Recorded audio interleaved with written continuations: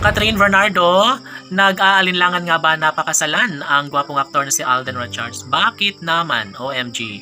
Mananatili ang kanilang sumpaan at wala nang sino mang makakapigil pa nito. Sabi nga nila na karapatan ni Alden at Catherine ay pagpatuloy ang tamis ng kanilang pagmamahalan. Sana'y hindi na umano magbabago? Sana'y mananatili ang isang magandang pagkakataon tungo sa kanilang relasyong nagbibigay saya sa taong bayan.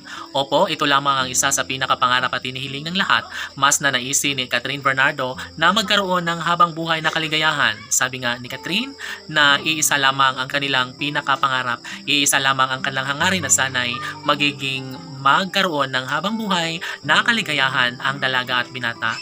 Well, hindi ma-deny ni Catherine Bernardo na mahalaga at tunay na nagbibigay kaligayahan ito sa kanya.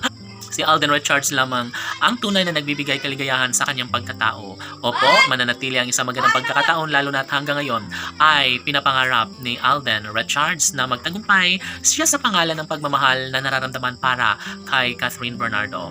Nag-aalangan ang mga bashers na bumanat sa relasyong tunay ng Cat Den Love Team dahil alam nila na hindi umano sila magtatagumpay. Alam nila na walang puruhan na mangyayari ang pagmamahalang tunay na narapat lamang na mapagtagumpayan ng dalaga at binata. Siyempre, sabi nga ng mga fans ng Cat Den Love Team na ito talaga ang relasyong tunay na nagbibigay saya at kaligayahan sa taong bayan at wala nang sino mang makakapigil pa sa kanilang tunay na pagmamahal.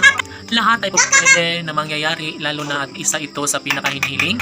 Siyempre, si Alden Richards ay nangangarap ng habang buhay na pagmamahal para kay Queen Catherine.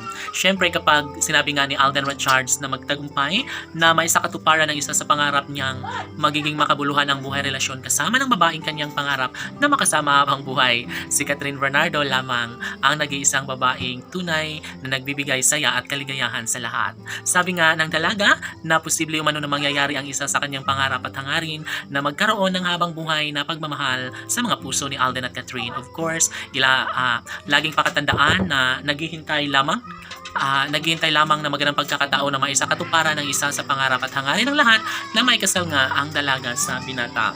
Siyempre, kung ano man ang kanilang mga pagkukulang, kung ano man ang kanilang karapatan bilang tunay na nagmamahalan ay sadyang nararapat lamang na kanilang ipagpatuloy ang lahat sa kanilang relasyon. Deserve ni Alden at Catherine na magiging matagumpay at magiging maligaya sa habang panahon.